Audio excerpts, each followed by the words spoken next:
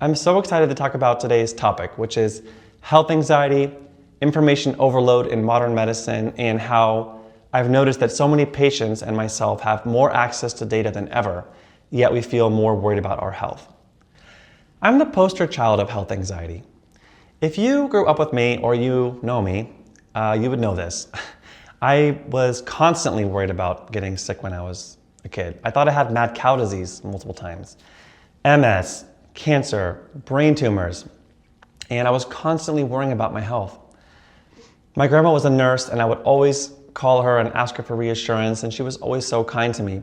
But it took me 35 years to finally learn that my health anxiety was never about my health. It was about something much deeper than that. And also that no matter how much information I got myself to help reassure myself, it was never going to fix the problem.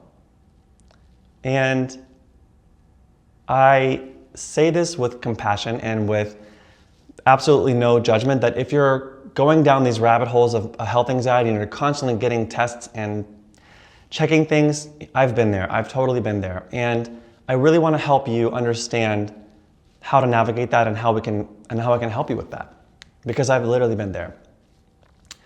And I want to go back to this topic about there being something bigger beneath the issue that you might not even know about. And for me and many other people, I think, I grew up with this belief that in order to be valuable, I needed to be useful, or not to be doing anything selfish, or that I had to be likable, or everything for everybody.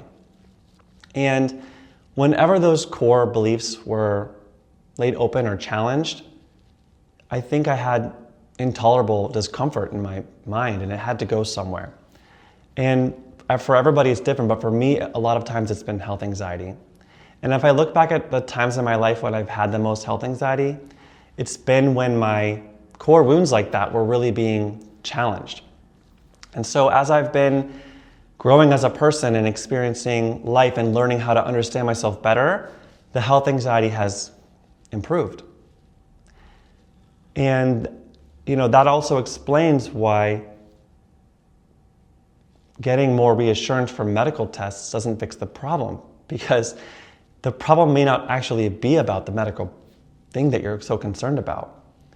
So if you're frequently finding yourself going down medical anxiety rabbit holes, I'd really like you to ask yourself, is it possible that something deeper could be going on here? Because again, for me, it took a long time to learn this, because when you're actually experiencing health anxiety, it feels so real. It feels like it's the ALS, it's the brain tumor. It feels like it's the most important thing ever. Like nothing else matters when that's happening. And again, I think it's totally natural that this happens to us as humans. What could be more normal than worrying about our health? But I do believe that it goes to something deeper, control issues, some sort of core wound problem that you're dealing with. And when our minds have these intolerable feelings or this discomfort, it's very normal for them to latch onto something concrete like health anxiety. So again, I say this with love, but ask yourself, maybe this isn't about the brain tumor. Maybe this isn't even about health, physical health. It's about something possibly much deeper. And the good news is that you could use these problems as a barometer, or as a way to help guide you in your life and sort of highlight possible areas of growth for you, because that's what it's done for me. And I can tell you, as I've continued to improve with my understanding of myself and addressing some of these deeper core wounds problems, that my health anxiety has gotten so much better. It's not perfect. I still have the tendency to go down that road sometimes, but I at least now know that maybe there's something going on behind the scenes that I need to work on. The first week of medical school, right after the white coat ceremony, my mother passed away from cancer after a 2-year battle, and she was only 57 years old. I share this with you to highlight a point, which is that you can do everything right from a health standpoint, take care of yourself, eat healthy, exercise, never smoke, never drink, and you can still get really sick out of the blue. And I've taken care of so many patients over the years, and I finally learned that you can do all the right things and be really healthy and get sick. And you can do all the wrong things and not take care of yourself and live to be very old. And that medical certainty, having a guarantee about your health is not possible. And that isn't to say that nothing we do matters or that there's like futility with taking care of ourselves, because that's absolutely not what I'm saying. But I think that the quicker we understand that ultimately the control is out of our hands, the better we'll be able to manage these issues. And along with that, I think I've noticed that with myself and other patients of mine, when we obsess about our health data or about testing or about getting our lab work perfect or about having everything in order and in check, sometimes we can go from health mode to preservation mode. And it's sort of like if we're trying to guarantee that we're going to live forever or that nothing's going to happen to us, not only is that not possible, but it also is not allowing us to live in the moment while we're trying to do that. So it's like a double whammy in that case. It's like we can't actually accomplish the goal, and trying to accomplish the goal is actually hindering us from experiencing our life well. It's like you're treating your body like a museum piece.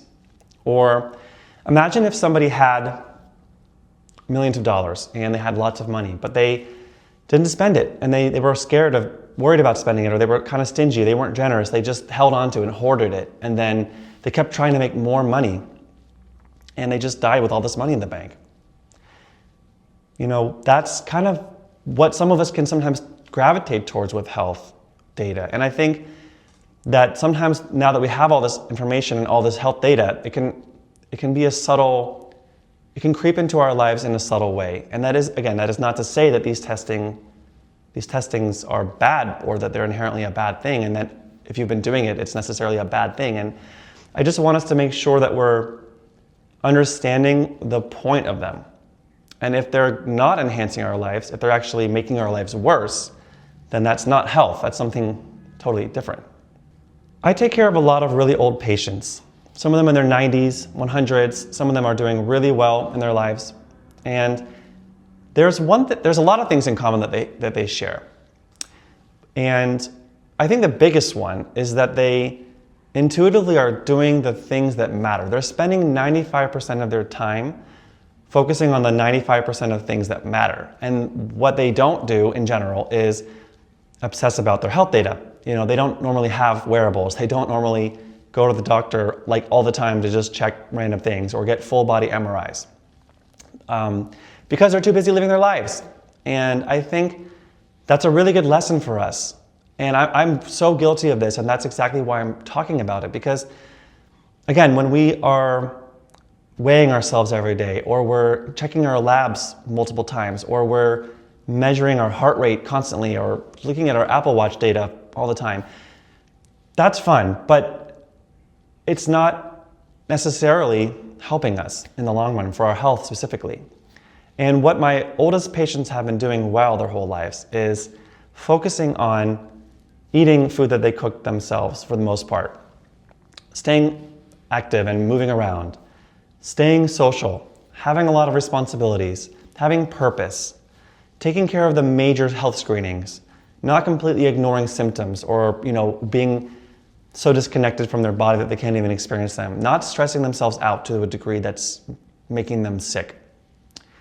So if we could just spend all that energy that we're putting in these health data things, as opposed, and instead of doing that, spend more time cooking our own dinners, or going on a walk in the woods, or reconnecting with an old friend. Like, that could be so much more useful for your long-term health, and at the same time, you might be able to enjoy it along the way. So I'm really passionate about all of this because I've literally been there. I'm the poster child of these problems of health information anxiety. And using tests to satisfy a problem that isn't even the problem that we think it is. And sometimes getting off track from living my life because I'm so focusing on like the long term and not so much focusing on right now. And I think you can do both, but you have to have some perspective here. So I hope this video was helpful for you. I want to continue to make health topic videos that explore the intersection between medical topics and the human experience of medicine.